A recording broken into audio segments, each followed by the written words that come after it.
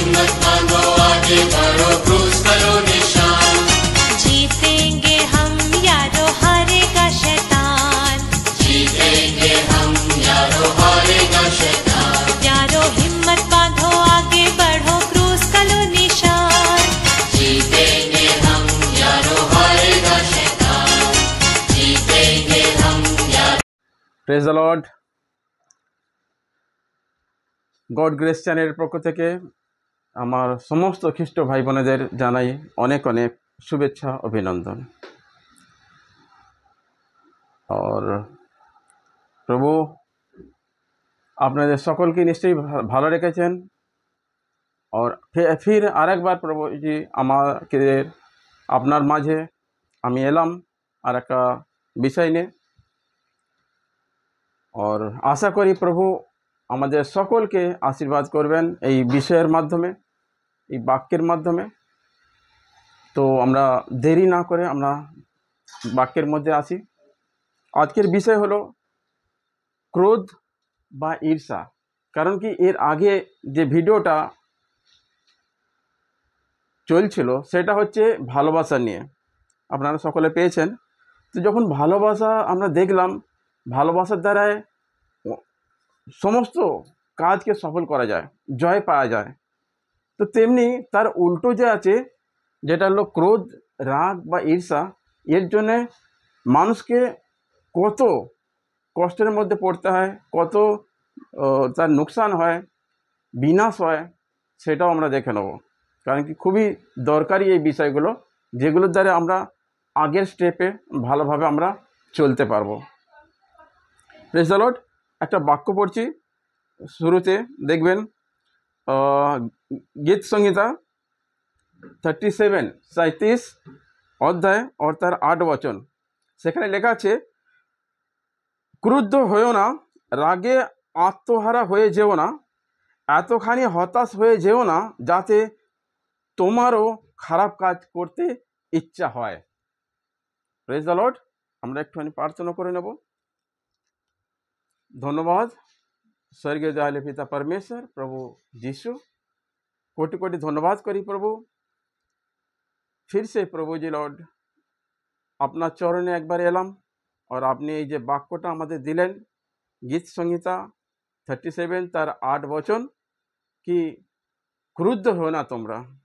আজকের বিষয় ক্রোধ বা ক্রুদ্ধ, রাগ, ঈর্ষা, জ্বলন, এই সমস্ত বিষয়ের উপর আমরা কথা বলবো, তাকি আগের দিনে আমরা এই যে যে রাগ, এই যে ঈর্ষা, তা থেকে যেন আমরা দূরে থাকতে পারি। চলুন বিষয়ের উপর আসা যাক।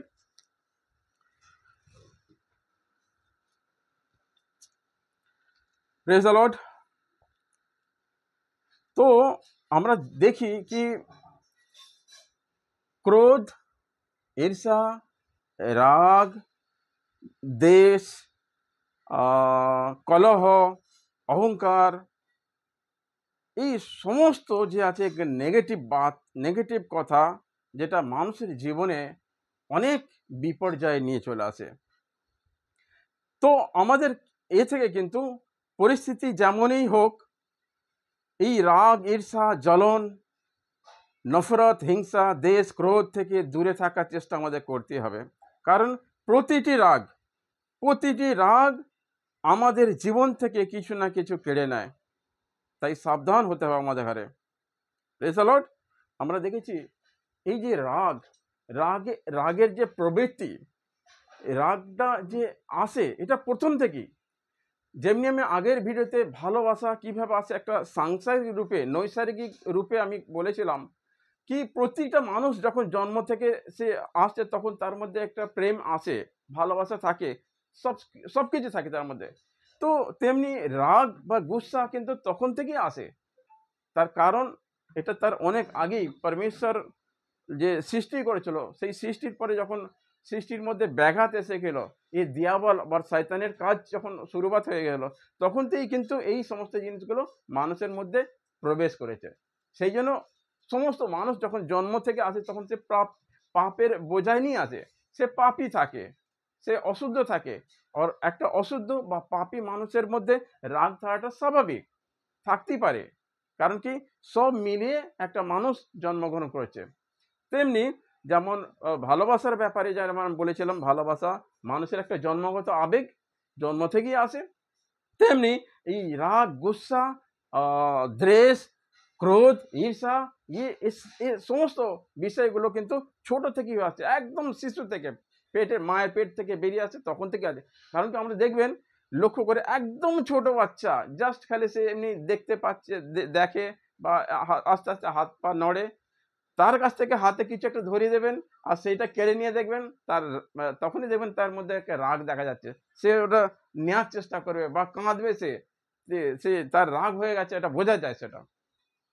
তো এই যে রাগ, এই রাগ কিন্তু মানুষের জীবনকে অনেক তছনছ করে দেয়। তো আমরা দেখেছি, কিভাবে দেখেছি, আমরা সাংসারিক রূপে দেখেছি, মানুষের মধ্যে আজকে যে কলহ আছে, সংসার, সমাজ, একটা ঘর, পরিবার, তার মধ্যে দেখা যায় কি ভালো খাবার হয়নি, রেগে গেছে।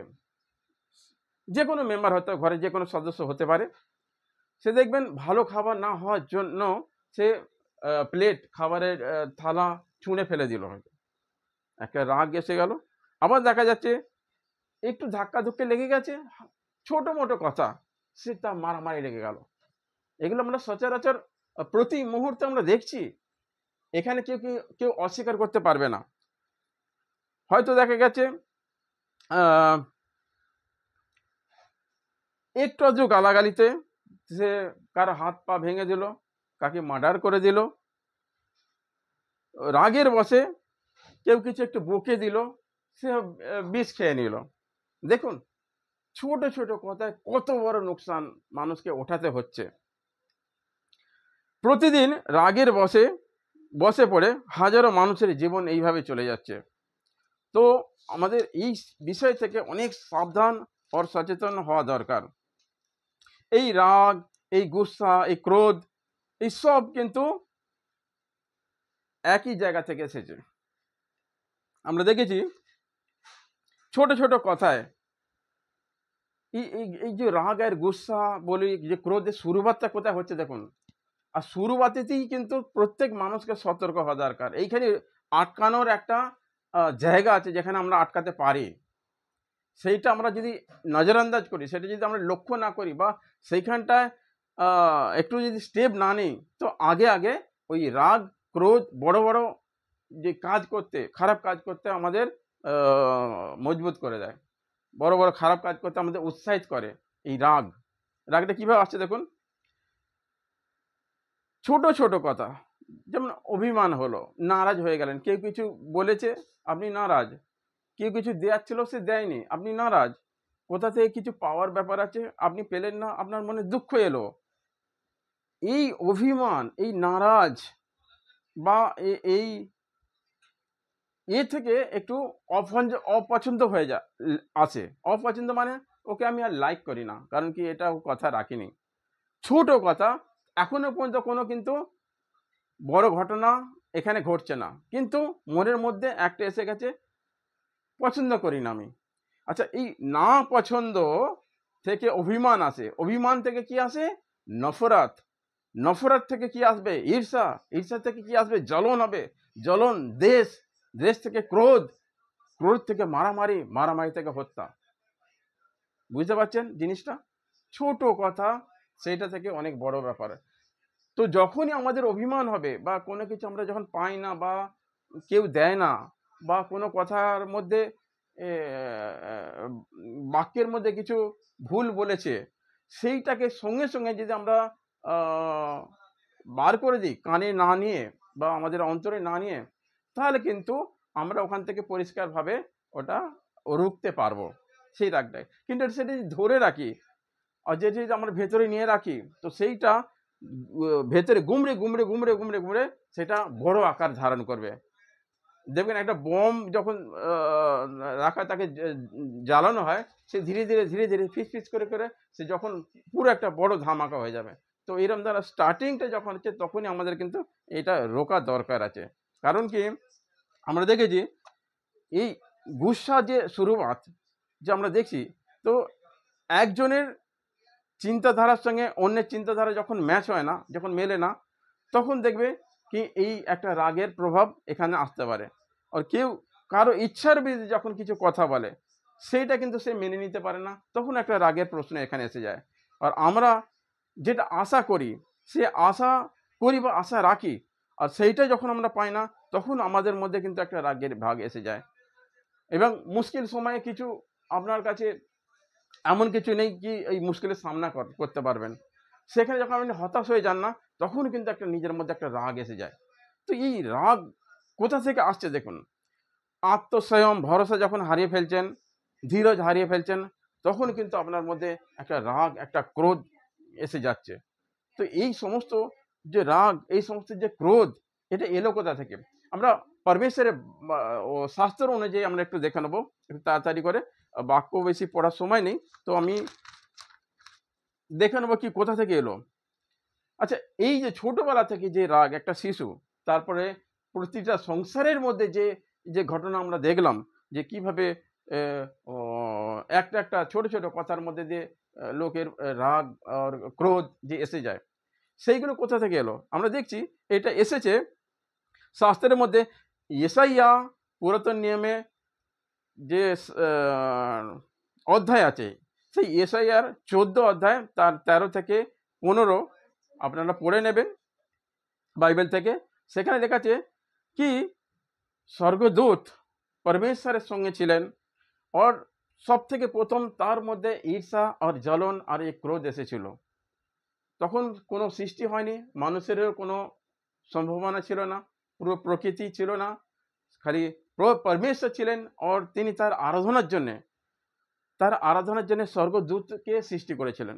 সেই স্বর্গদূতের মধ্যে একজন ছিলেন প্রধান স্বর্গদূত।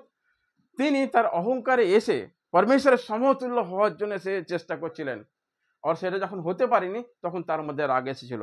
যখন পরমেশ্বর দেখলো কি এই স্বর্গদূত যে আমার কাজকর্ম করে, তার মধ্যে এরমদার রাগ, এরমদার ঈর্ষা এসে গেছে, জ্বলন এসে গেছে, তখন তাকে নিচেতে ফেলে দেওয়া হয়েছে পৃথিবীর মধ্যে। কারণ কি পরমেশ্বরের কাছে ওই অশুদ্ধ কেউ থাকতে পারে না। এই রাগ বা ঈর্ষা নিয়ে, খারাপ মন নিয়ে, কুমন নিয়ে কেউ পরমেশ্বরের কাছে থাকতে পারে না। কারণ পরমেশ্বর পবিত্র, আর পরমেশ্বর চায় তার সন্তানেরা পবিত্র বানুক, শুদ্ধ বানুক। তো ওই অশুদ্ধ লোক সেখানে থাকতে পারে না, যার জন্য এই স্বর্গদূতকে নিচে ফেলে দেওয়া হয়েছে। আরে এই স্বর্গদূত এসে কি করেছে? প্রতিফল নেওয়ার জন্য পরমেশ্বরের বিরুদ্ধে সমস্ত কাজ করতে আরম্ভ করে দিয়েছে।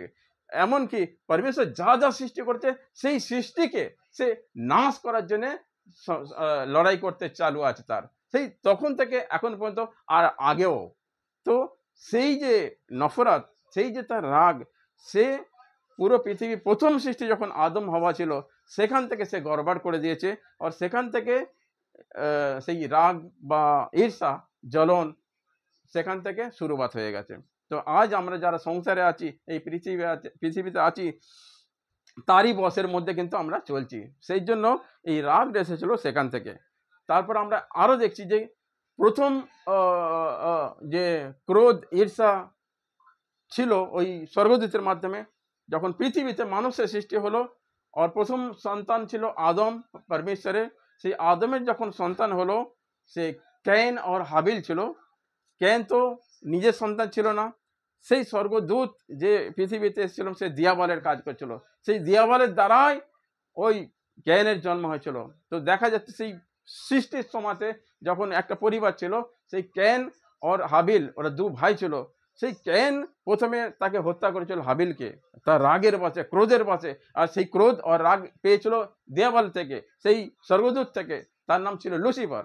সেখান থেকে সেই রাগ গুসা নিয়ে ওই তার যে পরিবারের মধ্যে সেখানে এই জিনিসগুলো, খারাপ জিনিসগুলো ঘটতে আরম্ভ করলো শুরুবার থেকে। তো তার ভাইকে হত্যা করলো। এটা আপনারা দেখবেন বাক্যের মধ্যে, দেখবেন আপনারা পড়ে নেবেন। আদি পুস্তক 4 তার 3 থেকে 8 বাক্যের মধ্যে এগুলো আপনারা পেয়ে যাবেন। তো এই যে একটা ঘটনা আমরা দেখলাম, এর অনেক কিছু ঘটনা আগে বাইবেলের মধ্যে দিয়েছে, শাস্ত্রের মধ্যে দিয়েছে, আপনারা একটা একটা করে পড়তে পারেন। যেমন আদি পুস্তকে আর একটা দিয়েছে, ঈসাকের 2 সন্তান ছিলেন, ইয়েসয় আর যাকব।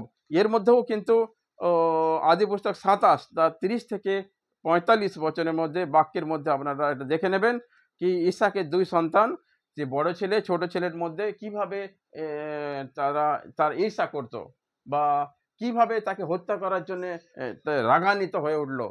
এই বড় ভাই আর ছোট ভাই, বড় ভাইকে যে ইসাক, যে উনি বৃদ্ধ বয়সে তাকে আশীর্বাদ দেবে বলেছিলেন, তো সেইটা কি হয়েছে, বড় ছেলেকে স্বীকার করতে বলেছিলেন, সে স্বীকার করতে গিয়েছিলেন, কিন্তু আসতে দেরি হয়েছে। ছোট ছেলে যাকব সেই আশীর্বাদকে ছিনিয়ে নিয়েছিল, মানে প্রলোভনে এসে বড় ছেলের অভিনয় করে সে সেখান থেকে সেই আশীর্বাদটাকে নিয়ে নিয়েছিল যাকবের কাছ থেকে, ইসাকের কাছ থেকে। তো সেই জন্য সেই ভাইয়ের মধ্যে এখানে আমরা ঈর্ষা দেখতে পাই, একটা বড়, সে হত্যা করবো তার পিছনে পিছনে ধাওয়া করা, তার পিছনে লাগা, এই ঘটনাটা আমরা সেখানে দেখতে পাচ্ছি।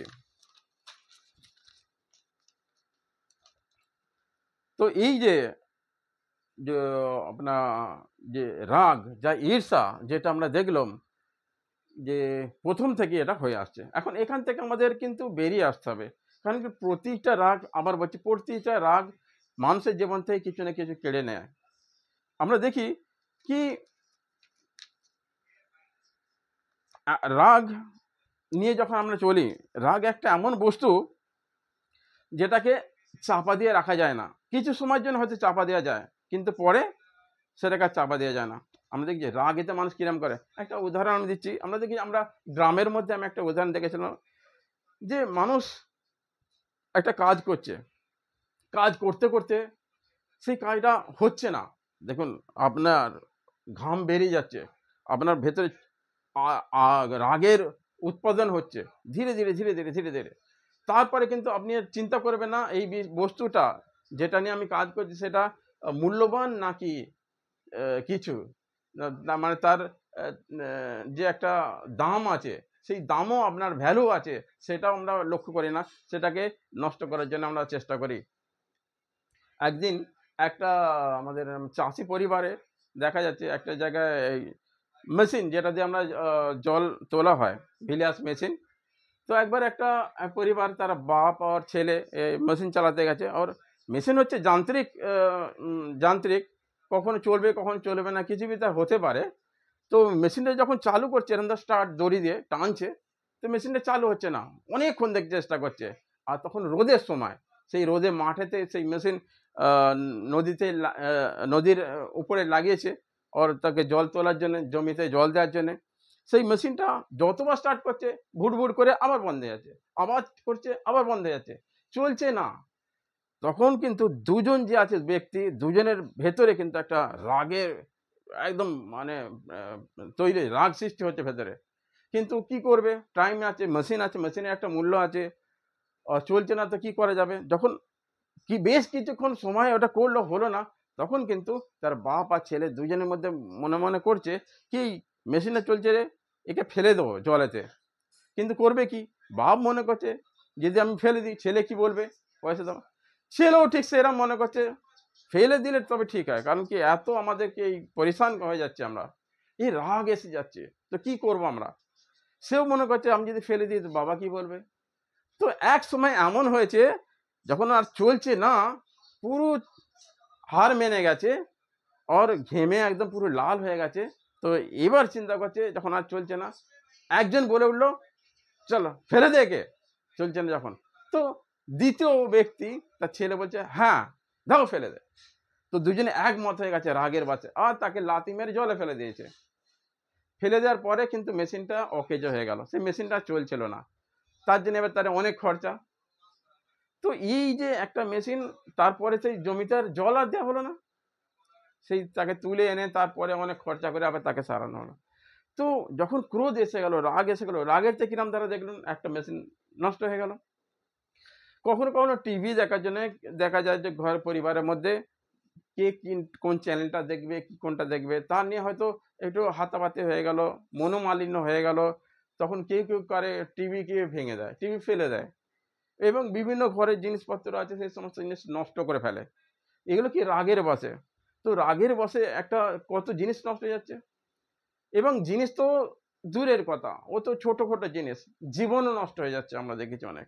তো এখান থেকে কিন্তু আমাদেরকে সতর্ক হতে হবে, এই সমস্ত জিনিস থেকে আমাদেরকে পিছে হটতে হবে। কারণ কি, প্রতিটা রাগ, প্রতিটা গুসা, ঈর্ষা আমাদের জীবনে অনেক কিছু খারাপ ঘটাতে থাকে, আমাদের শান্তিকে ছিনিয়ে নেয়। সেই জন্যে আমাদের খুব সাবধান হতে হবে সেখান থেকে। দেখা যাচ্ছে কি, যে ক্রোধ, যে রাগ, এটা কি ধরনের জানেন তো? এটা আমাদের ভেতরে একটা পচা বস্তুর মতন, যেটা অতি দুর্গন্ধ থাকে। কিন্তু এই রাগকে নিয়ে আমরা যখন চলি, আমরা তো জামা কাপড় তো ভালো পরি, হতে পারে আমরা বাইরেতে আমরা সেন্ট পারফিউম মারি, কিন্তু ভেতরে যে রাগ আর গুসা আছে, যখন সেটা বেরিয়ে যায়, মানে প্রকাশ করি কারো উপর দিয়ে, তখন আমার অ্যাকচুয়ালি যে আমার যে চরিত্র, যে ক্যারেক্টার, সেইটা তখন কিন্তু পুরো বাইরে এসে যায়। তখন আমার যে গায়ে লাগানো সেন্ট, আমার যে ভালো জামা কাপড় পরা, এটার কোনো ভ্যালু থাকে না। কারণ কি, সেই রাগ গুসা একটা পচা, একটা একটা দুর্গন্ধময় একটা বস্তু, সেটা যখন বেরিয়ে যায়। দেখা যায় যে ঘরের মধ্যে যখন ফ্রিজ আছে, ফ্রিজেতে আপনি আপনি খাদ্যবস্তু রেখেছেন, ফ্রিজ খারাপ হয়ে গেছে, কি ফ্রিজ চলে না, সেইটা যখন চলে না, তো ফ্রিজের ভেতর রাখা দেখেন বস্তু এত পচে, এত গন্ধ ছাড়বে, তবু আমরা কি করি, ঘরে লোক আসছে, মেহমান আসছে, সেটাকে চাপা দেওয়ার জন্য ফ্রিজ বন্ধ থাকে এবং চারদিকে আমরা এয়ার ফ্রেশনার মেরে দিই। তো মনে পড়ে না, কিন্তু আছে ভেতরে ওই সেই পচা জিনিসটার দুর্গন্ধ ভেতরে আছে। যখনই ডোর খোলা হবে তখনই পাওয়া যাবে, একদম পুরি তরহসে খারাপ গন্ধ এসে যাবে, ওই দুর্গন্ধ এসে যাবে। তো সুতরাং দেখা যাচ্ছে কি, এই ফ্রিজের মধ্যে থাকা যে দুর্গন্ধ যখন ওপেন হয়, তখন কিন্তু পুরো ঘরকে কিন্তু দুর্গন্ধ করে দেয়। সেখানে পারফিউম আর কোনো কাজে লাগে না।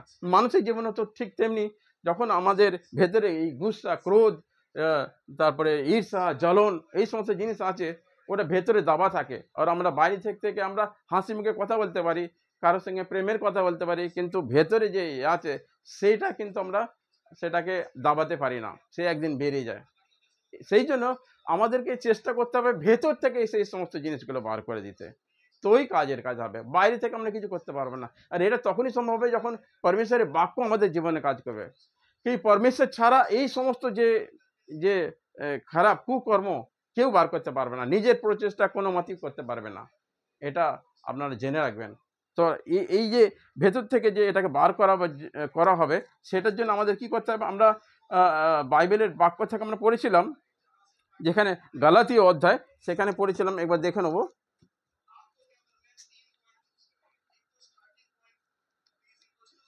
গালাতীয় অধ্যায় 5 তার 1 থেকে আমরা পড়ব। সেখানে লেখা আছে 5:13 থেকে, ভাইয়েরা, স্বাধীন হবার জন্য তো তোমাদের ঈশ্বর ডেকেছেন, কিন্তু তোমাদের পাপ স্বভাবের ইচ্ছাগুলো পূর্ণ করার জন্য এই স্বাধীনতা ব্যবহার করো না। তার চেয়ে বরং ভালোবাসার মনোভাব নিয়ে একে অন্যের সেবা করো, কারণ সমস্ত আইন কানুন মিলিয়ে এক কথায় বলা হয়েছে, তোমার প্রতিবেশীকে নিজের মতো ভালোবাসবে। কিন্তু যদি তোমরা একে অন্যের সঙ্গে ঝগড়াঝাঁটি ও হিংসাহিংসি করো, তবে সাবধান, এরকম করলে তোমরা তো একে অন্যকে ধ্বংস করে ফেলবে। দেখবেন, এই রাগ একজন অন্যজনকে ধ্বংস করে ফেলে বলছে। আর তার 19 বচন, 5:19 গালাতীয়, সেখানে আছে, পাপ স্বভাবের কাজগুলো স্পষ্টই দেখা যায়। সেগুলো হলো ব্যভিচার, অসুচিতা, লম্পটতা, প্রতিমা পূজা, জাদুবিদ্যা, শত্রুতা, ঝগড়া, লোভ, রাগ, স্বার্থপরতা, অমিল, দলাদলি, হিংসা, মাতলামি, হই হল্লা করে মদ খাওয়া, আর এরকম আরও অনেক কিছু আছে। আমি যেমন আগে তোমাদের সতর্ক করেছিলাম, এখন তাই করে বলছি, যারা এরকম কাজ করে ঈশ্বরের রাজ্যে তাদের জায়গা হবে না।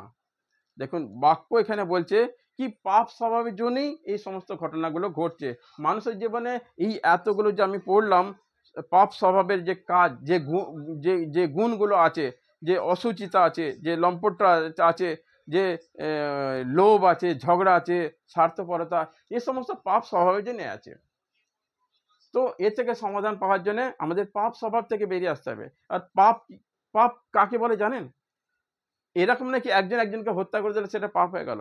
পরমেশ্বরের বাক্য বলছে পাপ মানে হচ্ছে পরমেশ্বরের যে আজ্ঞা, পরমেশ্বরের যে আদেশ, সেইটাকে পালন না করাই হলো পাপ, সেটাকে অবহেলা করা হলো পাপ। তো সমস্ত বাক্যের মধ্যে যা মানুষের জন্য যা বাক্য লেখা আছে, যা উপদেশ দেওয়া আছে, যা আদেশ দেওয়া আছে, সেইগুলোকে যদি না মানে সেখান থেকে পাপ হয়ে যাচ্ছে অ্যাকচুয়ালি।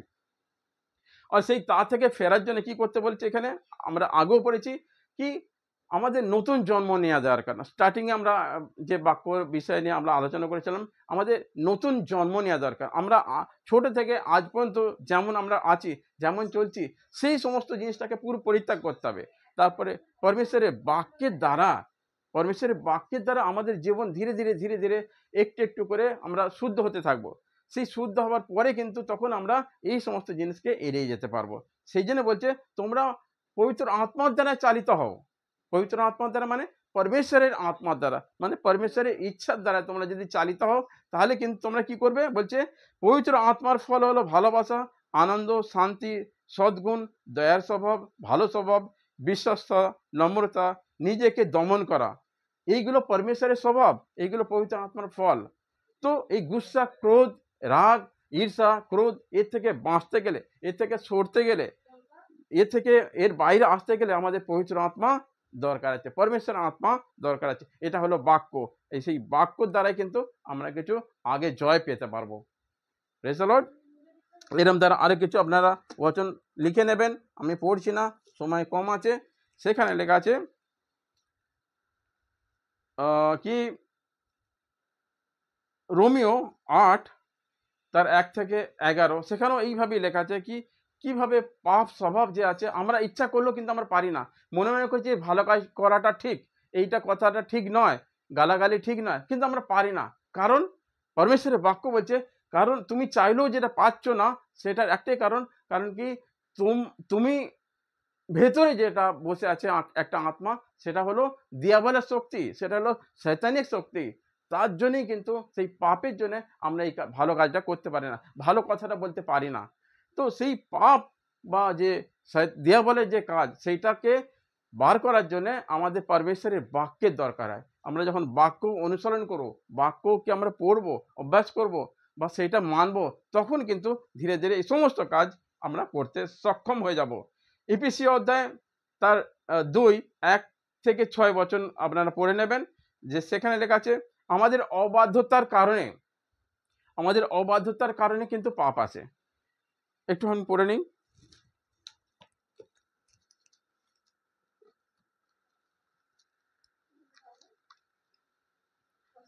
এপিসিও 2 অধ্যায় 1 থেকে পড়ছি আমি।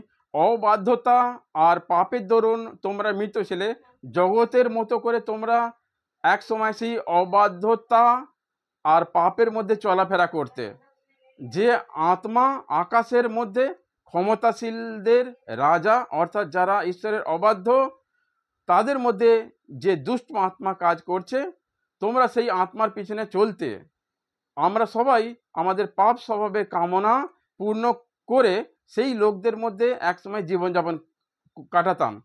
পাপ স্বভাব থেকে যেসব ইচ্ছা, যে চিন্তা জাগে, আমরা সেই অনুসারে কাজ করতাম। এই স্বভাবের জন্য আমরাও অন্য সকলের মতো ঈশ্বরের কাছ থেকে শাস্তি পাবার যোগ্য ছিলাম। কিন্তু এখন যারা বাক্য পড়ে, বাক্যের সঙ্গে যা চলে, প্রভু ইয়েশু মসিহ এর যে দেখানো যে রাস্তায় চলে, তারা কিন্তু সেখান থেকে আগে বেরিয়ে আসে। সেই জন্য এখানে বলতে এখন আর আমরা পাপ করি না। যারা খ্রিস্টেতে বলবান, যারা খ্রিস্টের বাক্যেতে বিশ্বাসী করে, যারা খ্রিস্টের রাস্তায় চলে, তারা ধীরে ধীরে এখান থেকে বেরিয়ে আসছে। কিন্তু আমাদের স্বভাব ছিল আগে, যখন আমরা জানতাম না, কিন্তু সেই একই স্বভাব ছিল, যেটা পুরো সংসার, পুরো দুনিয়ার মধ্যে যে স্বভাব চলছে, যে ব্যবস্থা চলছে, তার মধ্যে আমরা ছিলাম। তো সেখান থেকে বেরিয়ে আসার জন্য আহ্বান করছে পরমেশ্বর। তো আমরা নিশ্চয়ই এই আহ্বানকে আমরা গ্রহণ করব সাদরে, আর আমরা আগেতে এই সমস্ত পাপ স্বভাব থেকে আমরা বেরিয়ে আসবো। তেমনি কলসীয় তার 3 অধ্যায় 2 থেকে 10-এর মধ্যেও সেখানে লেখা আছে, এই সংসারের মধ্যে মন লাগাবে না। সংসারে যে কার্যকলাপ নানান ধরনের এখন আমরা দেখছি, এই সংসার পুরো নষ্ট হওয়ার সময় এসে গেছে, পুরো পৃথিবী ধ্বংস হয়ে যাবে, বাইবেলে সেরাম ধারে লেখা আছে। তো আমাদের সতর্ক হতে হবে। আমরা যারা পরমেশ্বরকে আমরা খুঁজি, যারা পরমেশ্বরকে আমরা খুঁজতে সক্ষম, আমরা পরমেশ্বরের রাস্তায় চলতে ইচ্ছা করি, তারা সমস্ত আমরা কি করব, শাস্ত্রের মধ্যে আমরা চলার চেষ্টা করব, পরমেশ্বরের আত্মা দিয়ে আমাদের নিজের জীবনকে ভরবো, তাকে আর পবিত্র আত্মার ফল যেন আমাদের দেখা যায়। আমাদের জীবনে আসে, আমাদের হৃদয়ে আসে, এইটাই আমরা কাম্য করব, তাকি এই পরমেশ্বরের বাক্য দ্বারা আমরা জয় পেতে পারি। পরমেশ্বরের, যেমন প্রভু যিশু বলেছেন, তোমরা যদি আমাকে ভালোবাসো আমার আজ্ঞা সকল পালন করবে, আমার আদেশ সব পালন করবে, আর সেই আদেশ পালনের দ্বারাই আমরা কিন্তু জয় পেতে পারবো। এই রাগ, গুসা, ক্রোধ থেকে আমরা বিরত থাকতে পারবো, তার উপর আমরা ওভারকাম করতে পারবো, জয় পেতে পারবো। আশা করি সহজ আর সরলভাবে বুঝতে পেরেছেন। প্রভু আপনাদের সকলকে আশীর্বাদ করুন, আর সকলে ভালো থাকবেন, সুস্থ থাকবেন। আমি এই বিষয়টি এখানে শেষ করলাম। আপনাদের God bless you, praise the Lord, জয় যিশু।